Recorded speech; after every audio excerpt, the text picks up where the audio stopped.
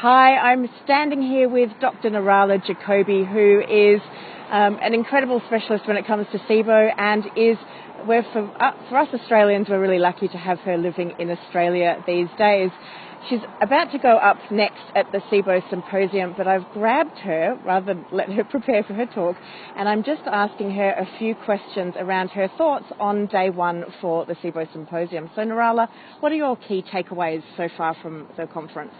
Well, one of the things I really love about these symposiums, this is the third time that's happened here in Portland, is just a lot of different people coming together, a lot of specialists sharing their knowledge and their expertise.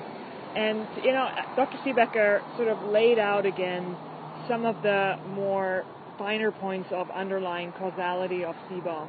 So that, I think, was really important for me to kind of digest and prepare to share with the naturopaths and the other practitioners in Australia.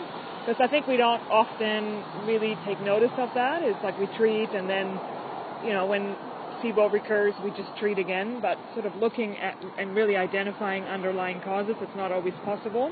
Yep. So that was kind of a highlight. Yeah. You know, I think that was really good. And also the case that Stephen Sandberg-Lewis shared of someone with biliary dyskinesia, which is really impaired bile flow from the gallbladder, and it's or methanogens having potentially a role in that, the development of that pathology. So that was a really important takeaway, because I do have several patients with biliary dyskinesia. Yeah. Sort of like chronic nausea, inability to handle fatty foods, and you know, I do see a lot of that, and I see a lot of patients that have very high methane levels. Mm-hmm. So that was another sort of highlight. Sure. And it's just been great to also talk to the vendors. We've got Quintron here, Eric Hamilton, who sells the Quintron machinery, and my lab has the breath tracker. So we're always getting good updates from Eric, and some of the, you know, I talked to actually Integrative Therapeutics. They formulated a new elemental diet formula. So a lot of new buzz in the SIBO world, actually. There is. And I think for myself, listening to Alison Siebecker just now, talking around how important the migrating motor complex is when it comes to either protecting us from SIBO or being a major cause for SIBO. Mm-hmm. And I think that's something for everybody watching right now. I can see we've got quite a few people watching this video right now, that if you haven't addressed your migrating motor complex and you're suffering from SIBO, and perhaps it's been a long-term thing, that I think that is something that you need to look into, just given how important that function is, according to Alison Siebecker. Well, this is something that us SIBO practitioners have been dealing with for a while, or trying to find products or medicines that really work as prokinetics. This is the category of medicines that we call prokinetics.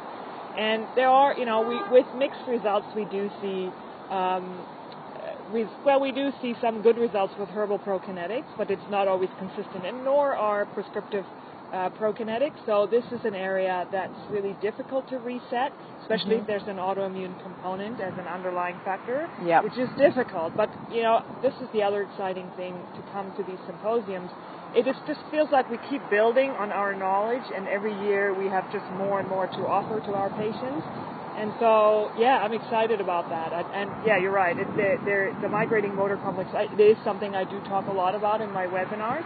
And we don't have in Australia available the IBS check, which is a blood test that looks for basically antibodies to the migrating motor complex. We don't have that available because it's a patented test here in America.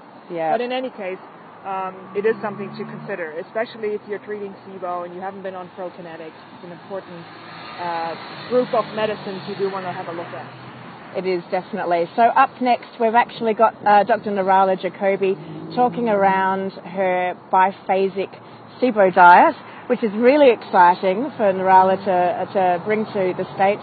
And it's also what I've based my second SIBO cookbook on. So I'll be doing an update at the end of the day. I'll do a summary of everything that I've learnt from the SIBO Symposium.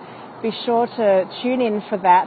Thanks, Nirala, for your time. Likewise, it's great to see you here, Rebecca. It's great to see you. It's wonderful. It's actually, for those watching, it's the first time Nirala and I have met in person. We've spent a lot of time on Skype and phone calls, but it's great to be standing next to each other. So for anyone watching, for all of those of you watching, I'll do a wrap-up summary at the end of today on day one, and I'll have more videos coming out live tomorrow as well. Thanks for watching. See ya. Bye.